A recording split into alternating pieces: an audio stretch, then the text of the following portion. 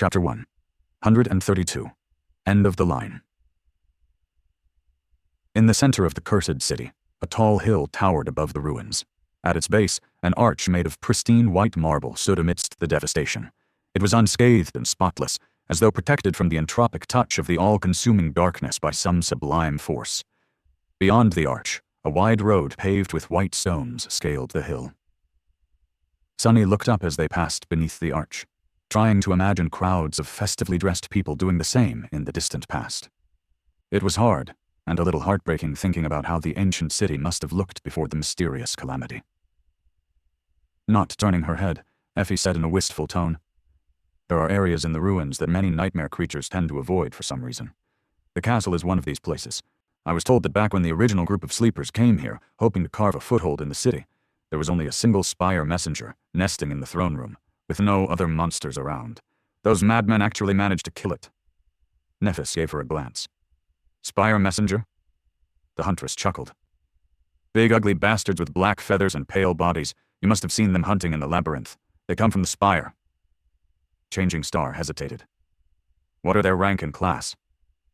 Effie shivered a little. "Fallen beasts. That's why I said that those guys were a little mad, but they were a powerful bunch."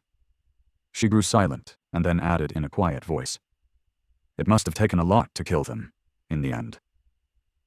Brought into a solemn mood by that last statement, they continued forward in silence. The stone road coiled around the hill, slowly climbing its sheer slopes. Here and there it was broken by long stretches of stairs and formidable but strangely graceful fortifications. No one was standing guard, though. The whole road was empty. Sunny gestured to one of the stone barricades and asked, "Why are there no watchmen?" Effie shrugged. "Gunlaug has barely enough people to man the castle walls. They will notice anything that approaches the hill, though. The whole city is in clear view from up there, and there are different protective measures put in place. They've already spotted us, too." Sunny shifted his body a little, not enjoying the feeling of being watched by some unseen, potentially dangerous strangers. After a long time walking up the coiling road of white stone, they finally reached the zenith of the hill and saw the mighty castle in all its glory. Up close, it looked even more magnificent. Built from the same pristine marble as the arch at the base of the hill, it stretched into the sky like a white mountain made by human hands.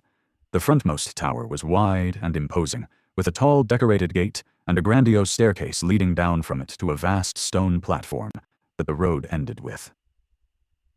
On both sides of the frontmost tower, brought slightly forth, two others stood as bastions, connected to it with arched aerial bridges, and accompanied by smaller companion towers of their own. Behind them, the main keep soared even higher, as though trying to challenge the menacing crimson spire that loomed above the world far in the distance. Smaller towers, spires, and wings stood here and there, forming a complex and strangely harmonious formation. The whole structure was incredibly beautiful, striking, and at the same time radiated a feeling of unassailable firmness. It was as though the castle was built for gods, not mortals. The only thing that spoiled the picture were dozens of human skulls hanging above the gates on rusty chains.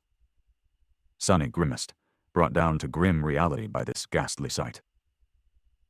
His gaze fell lower, only now noticing dozens of crude, makeshift hovels huddled on the stone platform. They were built from fragments of rubble, rotting wood, and pieces of monster hides, chaotically clinging to the stones as if afraid to be blown away by the wind. An unpleasant, strangely familiar smell hit him in the nose a few moments later. It was the motley, but unmistakable stench of the slums. That stench was nothing like the poisonous reek of the outskirts, and at the same time exactly the same. Sunny couldn't help but smile crookedly.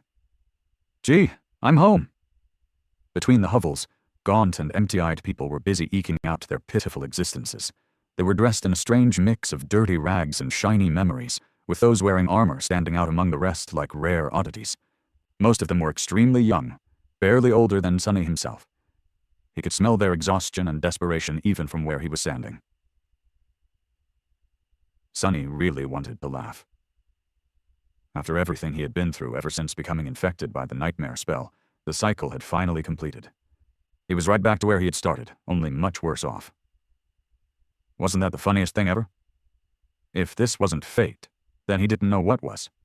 Oh, the irony. Changing Star's voice tore him away from his reverie. "Sonny, are you okay?"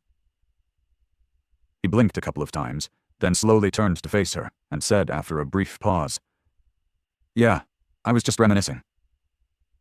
Something in his voice must have sounded strange, because she gave him a long look before turning away with a short nod.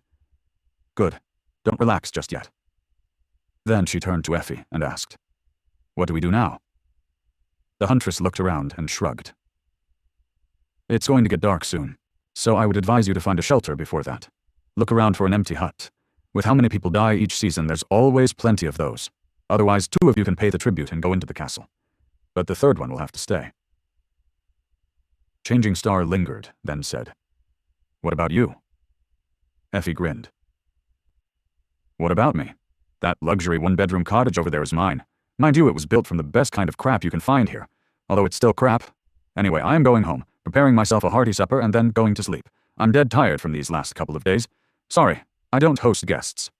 Nephis stared at her, obviously wanting to say more, but then simply nodded. "I see.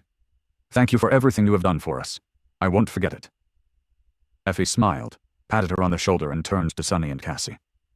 "Bye, doofus. Go, doll. See you around." With that, she began whistling a cheerful melody and walked away. The 3 of them were suddenly left alone, lost and unsure about what to do. The inhabitants of the outer settlement didn't pay them a lot of attention, only occasionally throwing an indifferent glance at the 3 young strangers. Only Cassie's beauty attracted a couple of intense, darkly fascinated gazes. After a minute or so passed in disoriented silence, Changing Star hesitantly took out the 2 soul shards that they had collected from the remains of the rolling stone, and looked at the glimmering crystals lying in her hand. They had to make a decision.